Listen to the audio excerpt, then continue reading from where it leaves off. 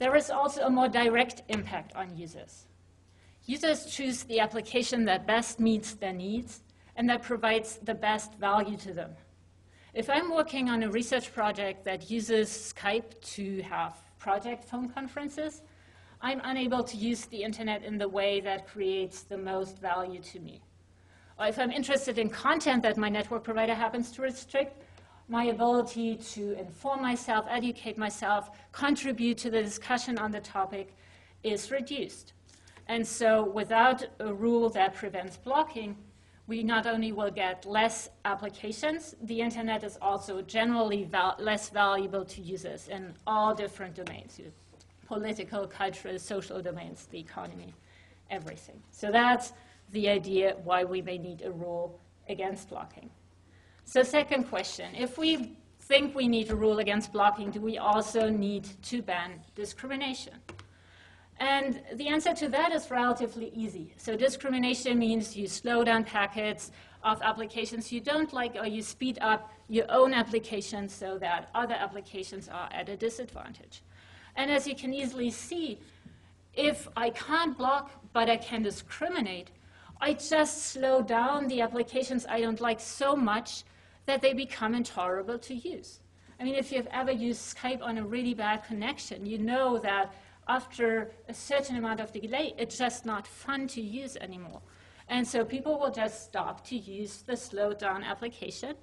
And the network provider has reached the same effect as it would have through blocking. So usually people say, if we want to ban blocking, we also want to ban discrimination.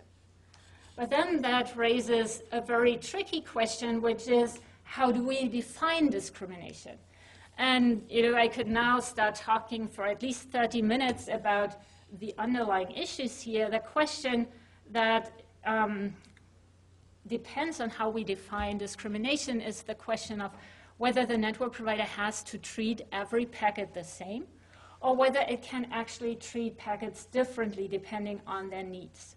And that's what we call quality of service. And there are people who are in favor of network neutrality who think quality of service, or at least certain type of quality of service, are okay. I'm one of them. Other people say, no, that's really bad and we shouldn't go near that. And then the second question is, well, if we allow network providers to give better treatments to certain applications, whom should they be allowed to charge? And just to give you an idea of what people are concerned about, I'll tell you another story. So when YouTube came on the market, it competed with Google Video. YouTube was better, it won. In today's internet, things might have been different. As we saw, today's internet is application blind, and that enables the network provider to charge an access charge. The network provider can say to Google or YouTube, if you want to have your application run on my network, and if you want to reach my internet service customers, then you have to pay me some money. And so network neutrality proponents think there are problems with that. And again, let's focus on one possibility. When YouTube came on the market, network providers might have said, well, Google, you are rich and big. You have lots of money.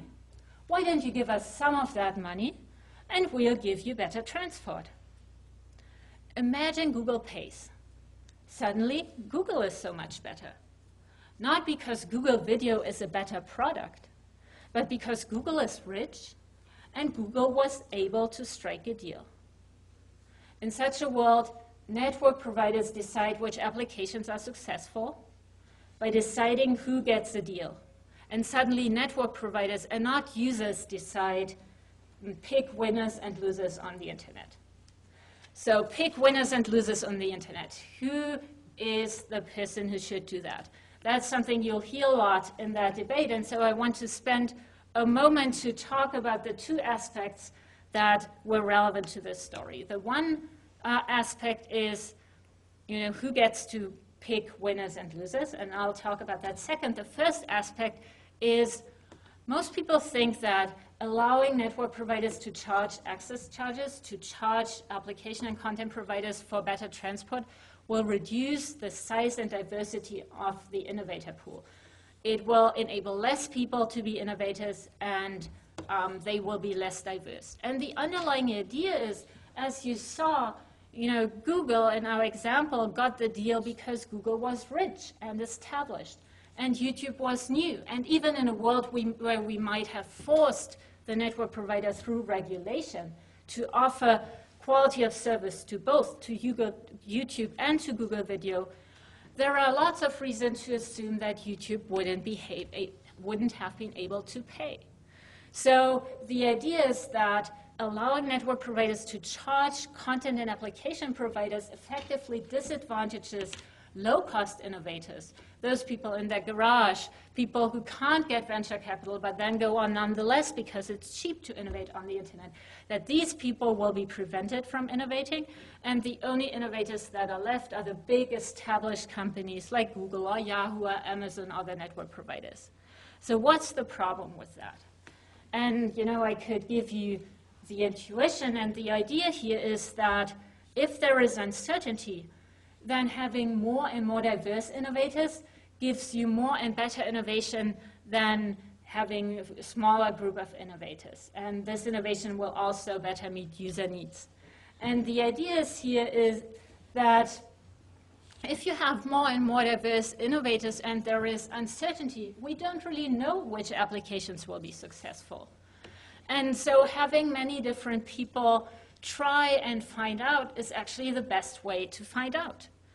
Some applications will fail, some will succeed, but trying and experimenting is the only way to find out. And so the idea is if we have more and more diverse, more innovators, they'll have more and more diverse ideas.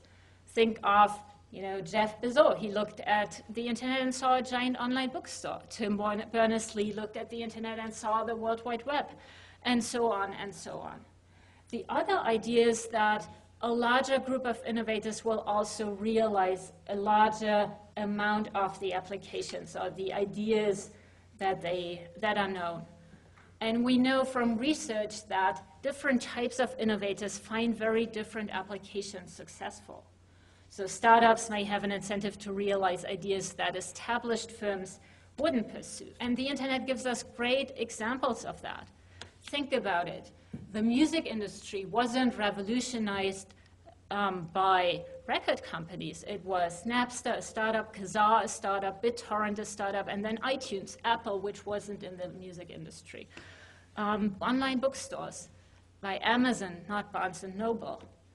The potential of the World Wide Web, the commercial potential, was realized by Netscape, not by Microsoft. And I could go on and on, but that's the underlying idea, that different types of innovators, by design, find different things attractive. And so by banning or preventing a specific group of innovators from innovating, we will get less innovation.